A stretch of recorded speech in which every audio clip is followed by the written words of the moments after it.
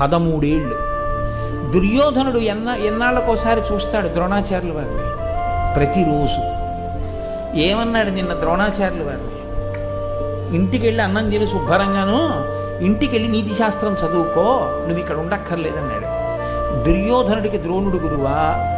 అర్జునుడు ఉత్తర కుమారుడితో ద్రోణుణ్ణి చూపించి, ఆయన పక్క నుంచి వెళ్ళేటప్పుడు కూడా నీ ఇష్టం వచ్చినట్టు రథం తోలవద్దు, ప్రదక్షిణ పురస్సరంగా వెళ్ళు, కుడి చేతి వైపు నుంచి జాగ్రత్త స్మా అని పరాకు చెప్పి, అసదృశుడు శక్తిలో ఈయనతో పోల్చడానికి ఇంకొకడు లేడు.